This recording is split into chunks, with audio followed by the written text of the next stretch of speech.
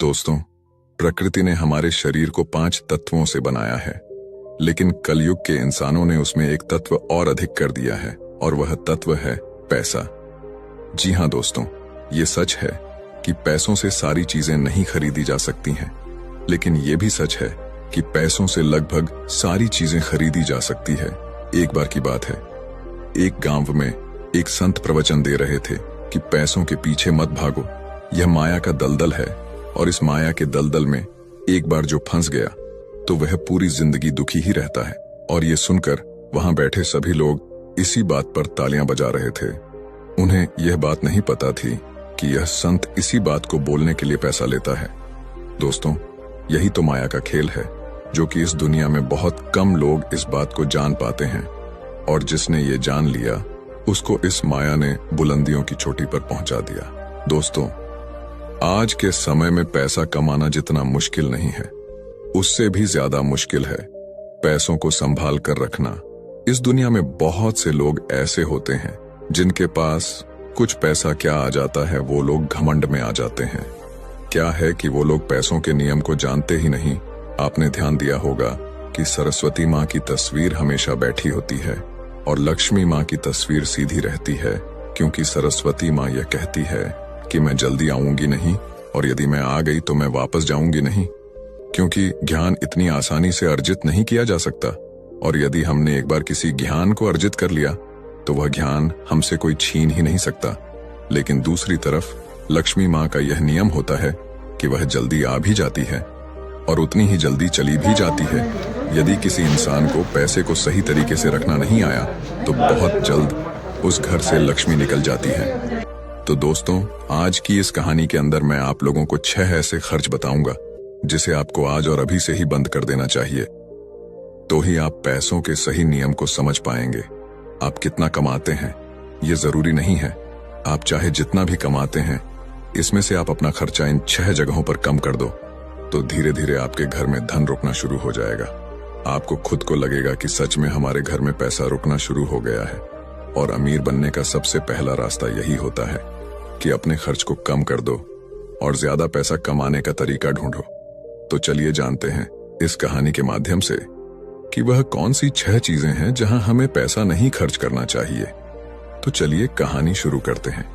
लेकिन उससे पहले, यदि आप भी महात्मा बुद्ध को दिल से मानते हैं और उनको सम्मान देते हैं तो कमेंट बॉक्स में नमो बुद्धाय जरूर लिखें। आपकी प्रतिक्रिया हमें सकारात्मक ऊर्जा प्रदान करती है। एक बार की बात है, एक गांव में 2 औरत रहती थीं। एक के पास एक भैंस थी और एक के पास एक बकरी थी। जिसके पास भैंस थी, वह औरत सही तरीके से किसी भी चीज को संभाल कर रखना नहीं जानती थी। उसकी भैंस दूध तो बहुत देती थी, लेकिन उस औरत ने दूध की कीमत कभी जानी ही नहीं, और वह दूध घर की बिल्ली को पिला देती थी और उस दूध को ऐसे ही खर्च कर देती थी। दूध को सही तरीके से उपयोग में कैसे लिया जाता है वह औरत जानती ही नहीं थी। और जिसके पास बकरी थी वह दूध की कीमत जानती थी और वह दूध के एक एक बूंद को बचा कर रखती थी और उससे दही जमाकर घी निकाल लेती है, और धीरे धीरे वह बहुत सारा घी इकट्ठा कर लेती है। अब जिसके पास भैंस थी उसने दूध की अहमियत कभी जानी ही नहीं थी। उसने कभी भी दूध से घी निकालने के बारे में सोचा ही नहीं था। फिर एक दिन उसके घर में कुछ मेहमान आ जाते हैं, और मेहमानों को तो रूखी रोटी नहीं खिलाया जा सकता, ये तो हम सभी जानते हैं। तो इसीलिए वह औरत उस औरत के पास जाती है जिसके पास बकरी थी और उस औरत के पास से एक पाव घी ले आती है। वह औरत यह कहकर घी लाती है कि मैं जल्द ही अपनी भैंस का दूध निकाल कर घी निकालूं तो मैं तुम्हें तुम्हारा घी वापस कर दूंगी। और बकरी रखने वाली औरत उसको उधार के तौर पर घी दे देती है, और फिर वह औरत अपने मेहमानों को खाना खिला देती है। उसके बाद बहुत दिन निकल जाते हैं, लेकिन वह भैंस रखने वाली औरत उसको घी वापस नहीं करती। एक दिन फिर बकरी रखने वाली औरत भैंस रखने वाली औरत के पास जाती है और कहती है कि मैंने तुम्हें एक बार घी दी थी तो मैं वह घी वापस लेने आई हूं। यह सुनकर वह औरत कहती है, कौन सा घी? तू भला मुझे घी कैसे दे सकती है?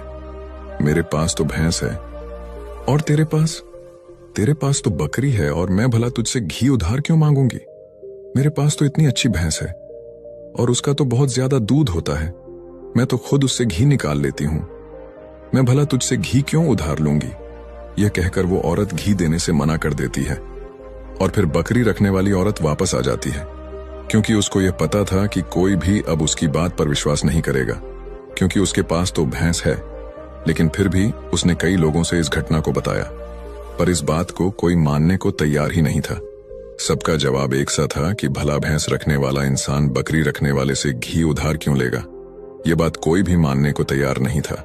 लेकिन उसी गांव के बाहर एक गुरु रहते थे और फिर वह बकरी रखने वाली औरत उस गुरु के पास जाती है और उन्हें अपनी सारी समस्याएं बताती है। उसके बाद उस गुरु ने भैंस रखने वाली औरत को अपने आश्रम में बुलाया और फिर वह औरत भी उस गुरु के पास पहुंच जाती है और वह भी अपनी बात बताते हुए कहती है कि गुरुदेव, ये झूठ बोल रही है, मेरे पास तो भैंस है और भला मैं इसे घी क्यों लूंगी। अब उस गुरु को इसका फैसला करना था कि क्या सच में भैंस रखने वाली औरत बकरी रखने वाली औरत से घी उधार ली है या नहीं, क्योंकि बकरी का दूध तो बहुत कम होता है और भैंस का दूध तो बहुत ज्यादा होता है। तो क्या जरूरत हो गई कि एक भैंस वाली को बकरी वाली से घी उधार लेना हुआ। अब गुरु बहुत देर सोचते हैं और उसके बाद दोनों औरतों को अपने पास बुलाकर एक एक लोटा पानी देते हुए कहते हैं कि यह पानी लेकर जाओ और दोनों ही अच्छे से हाथ पैर धोकर आओ।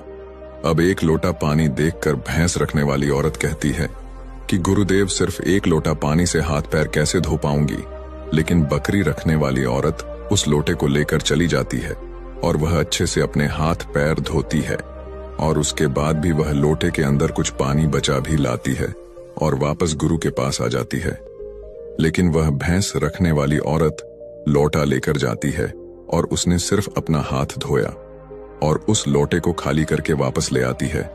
जैसे ही वापस लाकर दोनों औरतें लौटा रखती हैं, तभी वह गुरु कहते हैं कि भैंस रखने वाली औरत ने बकरी रखने वाली औरत से घी ली थी और उसे घी वापस करना चाहिए।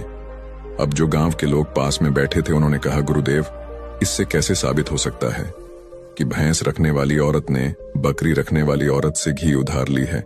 उसके बाद वह गुरु कहते हैं कि जरा इन लोटों पर ध्यान दो। इस औरत ने लोटे में इतना पानी बचा भी लिया और हाथ पैर मुंह सब धो लिया। यह होती है किसी भी चीज की अहमियत को समझना। और दूसरी औरत ने सिर्फ अपने मुंह को धोकर ही लोटे का सारा पानी खत्म कर दिया, क्योंकि उसको इस पानी की कीमत नहीं पता थी। और जिस चीज की हमको कोई कदर नहीं होती, वो भले ही हमारे पास कितने भी हो, वह नष्ट हो ही जाती है, वह खत्म हो ही जाती है। और यदि हमारे पास कोई भी चीज कम है और यदि हम उसको सही तरीके से इस्तेमाल में लेते हैं और उसकी कीमत को जानते हैं, तो जरूर उससे हम फायदा ले सकते हैं। जैसे कि बकरी रखने वाली औरत ने दूध बचाकर उसे मक्खन निकाली और उससे घी बनाई, और दूसरी तरफ भैंस रखने वाली औरत को दूध की कदर नहीं थी, इसीलिए इतना दूध होने के बावजूद भी उसके घर में मेहमानों के लिए घी नहीं था। ये बात सत्य है। उसके बाद भैंस रखने वाली औरत उस गुरु के चरणों में गिर जाती है और कहती है, महाराज, मुझे क्षमा कर दीजिए, मैं अभी घर जाकर उसको घी वापस दे दूंगी। उसके बाद वह गुरु कहते हैं कि बूंद बूंद से सागर भरता है। हमारे पूर्वजों ने यह कहावत यूं ही नहीं बनाई कि हमारी छोटी छोटी बचत हमारे भविष्य में एक महत्वपूर्ण लाभ बनकर हमें मिलती है, और यह बात बहुत ही कम लोग जान पाते हैं। और यही बात हमारे घर में लक्ष्मी पर लागू होती है। यदि हम लक्ष्मी को बचाएंगे तो वही लक्ष्मी हमें भविष्य में अधिक लाभ बनकर मिलेगी। तो दोस्तों, ये कहानी तो आपको समझ में आ ही गई होगी। तो आइए अब जानते हैं वह 6 खर्चों के बारे में जो हमें आज से ही बंद कर देना चाहिए। पहला खर्च जो आपको आज ही बंद कर देना चाहिए वो है दिखावा करना। आपके अगल बगल में किसी ने महंगी कार ले ली तो अब आपके मन में जलन होने लगती है कि मुझे भी जल्द ही कार लेनी है, और यही दिखावे का खर्च आपको पूरी उम्र गरीब बनाकर रखता है। दोस्तों, हम में से ऐसे बहुत से लोग होते हैं जो सिर्फ दिखावे के चक्कर में ही बहुत सारा ऐसा सामान उठा लाते हैं जिससे कि दूसरों के सामने अपना रुतबा अधिक हो सके। कार ले लेना, महंगे जेवर ले लेना, महंगे मोबाइल ले लेना, या फिर ऐसी कोई महंगी चीज खरीद लेना जिसकी हमें हमारी जिंदगी में कोई जरूरत भी नहीं होती। और जब उन्हें कोई समझाता है तो कहते हैं कि हम किसी से कम हैं क्या। वह लोग यह नहीं समझते हैं कि इससे हमारा सिर्फ नुकसान होता है, ना कि कुछ फायदा। यदि आपको सच में अमीरी के रास्ते पर चलना है तो ये सारे खर्चे सबसे पहले आपको बंद करने होंगे और वही पैसा कहीं इन्वेस्ट करना सीखना होगा। मैं ये नहीं कहता कि आप अपने शौक पूरे ना करें। मेरे कहने का मतलब ये है कि जिस चीज की आपको जरूरत है बस आप वही लो, पर कभी भी किसी को देखकर कोई सामान बिल्कुल ना ले। दूसरी बात है कंपनियों के स्कीम से दूर रहना। अपने सामान की बिक्री अधिक करने के लिए अलग अलग ब्रांड की जो कंपनियां होती हैं वह लोगों को लुभाने के लिए एक स्कीम लाती है, लेकिन ये उनकी मार्केटिंग करने की एक रणनीति होती है जो हम लोग समझ नहीं पाते और बहुत सारे लोग अलग अलग स्कीम के चक्कर में वह चीज भी खरीद लेते हैं जिसकी उन्हें जरूरत भी नहीं होती। यदि हम मार्केट में जाते हैं और हमें पता चलता है कि 50% डिस्काउंट के अंदर कोई वॉच मिल रही है, चाहे हमारे घर में 2-4 वॉच रखी हुई हो, लेकिन फिर भी हम उस वॉच को खरीद लेते हैं। हम लोग ये नहीं समझते कि यह सब मार्केटिंग करने की रणनीति होती है। इससे हमें फायदा नहीं होता बल्कि कंपनी को ही फायदा होता है। इसीलिए ऐसे शौक कभी ना पाले, क्योंकि यही गरीब होने का सबसे महत्वपूर्ण कारण भी होता है। क्योंकि जिस भी चीज की हमें जरूरत नहीं है हम उसी चीज में लक्ष्मी को खर्च कर देते हैं, तो उससे हमारे घर की लक्ष्मी नाराज हो जाती है और फिर धीरे धीरे हमारे घर से निकलने लगती है। तीसरी चीज जो आपको नहीं करनी चाहिए वो है उधार लेना। दोस्तों, आज के समय में ज्यादातर लोग कर्ज लेकर महंगी महंगी चीजें खरीद लेते हैं, जैसे कि कार, बंगला, मोबाइल, और फिर उसका पैसा भरते रहते हैं। जैसे कि आजकल हम लोग क्रेडिट कार्ड का इस्तेमाल करते हैं। क्रेडिट कार्ड हमें पैसे खर्च करने के लिए कहता है। जो पैसा हमारे पास है या फिर जो पैसा हमारे पास आने वाले हैं और उस पैसे को हम खर्च कर देते हैं, तो जरा सोचिए कि हम अमीर कैसे बन पाएंगे। जो पैसा हमारे पास अभी आया ही नहीं है उस पैसे को भी अगर हम खर्च कर देते हैं तो हम अमीर बनने के बारे में कैसे सोच सकते हैं। और साथ ही हम उन बातों का पालन नहीं करते जो हमें गरीब बनाती है, तो हम अमीर कैसे हो सकते हैं। और बहुत लोग तो ऐसे भी होते हैं जो लोन लेकर जमीन खरीद लेते हैं और यह सोचते हैं कि जब हमें इसमें फायदा होगा तो हम लोन वापस कर देंगे, लेकिन वो लोग यह नहीं समझते कि जितना हमें इसमें फायदा होगा उससे ज्यादा हमें लोन का ब्याज भरना होगा। तो दोस्तों, ऐसा काम कभी ना करें। कर्ज लेकर कोई भी चीज ना खरीदें। चौथी जो चीज है और सबसे अच्छी बात भी है कि आप अपने पैसों को कैश में रखकर ही खर्च करें। कभी भी मोबाइल फोन के किसी भी ऐप का उपयोग करके पैसा खर्च ना करें। आपको शायद पता नहीं होगा कि आप कोई भी सामान खरीदते हो और फिर फोन से पेमेंट करते हो तो आपको आपके पैसे खर्च होने का ज्यादा तकलीफ नहीं होता, क्योंकि वो पैसा आपके जेब से नहीं जा रहा। लेकिन वहीं पर यदि आप अपने जेब से पैसा निकालकर खर्च करते हैं तो आपको महसूस तो होगा कि यार पैसा खर्च हो रहा है और आप फिजूल खर्च से बचोगे। अगर आपको यकीन ना हो तो आप ऐसा करके देख लेना, मार्केट जाना और फिर किसी भी सामान का पैसा अपने फोन से पे करना। आप पाएंगे कि तब आपको ज्यादा तकलीफ महसूस नहीं होगा कि आपका पैसा खर्च हो रहा है। लेकिन जिस दिन आप अपने जेब से पैसा निकाल कर दोगे तो उस दिन आपको जरूर लगेगा कि यार पैसा जेब से जा रहा है, मेरा पैसा खर्च हो रहा है और बहुत ज्यादा पैसा खर्च हो रहा है।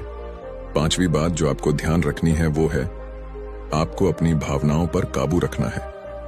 अगर आपको कोई चीज पसंद आ रही है और आप उसे खरीदना चाहते हैं तो सबसे पहले यह देख ले कि वाकई क्या इस चीज की आपको जरूरत भी है, क्योंकि बहुत से लोग कोई चीज पसंद आने पर उसे तुरंत खरीद लेते हैं।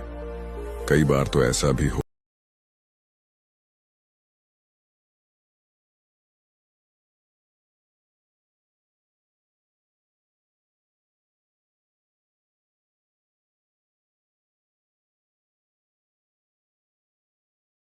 होता है कि कोई स्कीम वाले आते हैं जो हमें लुभाने वाली चीजें लेकर आते हैं और हमें वह चीज पसंद आ जाती है और हम उसे तुरंत खरीद लेते हैं। तो हमें ऐसी चीजों को लेने से बचना चाहिए। हमें ऐसी चीज नहीं लेनी चाहिए, बल्कि हमें सिर्फ ऐसी ही चीज लेनी चाहिए जिसकी हमें जरूरत हो। छठी और आखिरी बात यह है कि कभी भी कोई भी फालतू शौक ना पाले। आपको शायद इस बात का पता होगा, इस दुनिया में महंगाई का सबसे महत्वपूर्ण कारण शौक है। आज के समय में नॉर्मल 10,000 का फोन आ रहा है और वहीं पर 2 लाख का भी फोन आ रहा है। दोनों में फर्क बस इतना है, किसी को 10,000 का फोन रखने का शौक है तो किसी को 2 लाख का रखने का शौक है। क्योंकि अमीर आदमी महंगा फोन रखेगा तो लगेगा कि वह अमीर है, तो यह शौक ही तो हुआ। शौक है तभी तो उसने महंगा फोन रखा। और यही महंगाई का कारण है।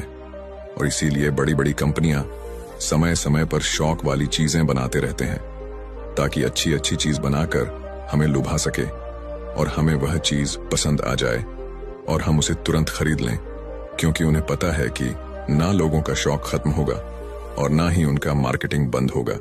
तो इसीलिए अपने शौक पर काबू करें, जितना हो सके कम शौक करें, क्योंकि शौक करने से हमारी जिंदगी नहीं चलेगी, बल्कि मेहनत करने से और पैसे को अपने पास सेव करने से जिंदगी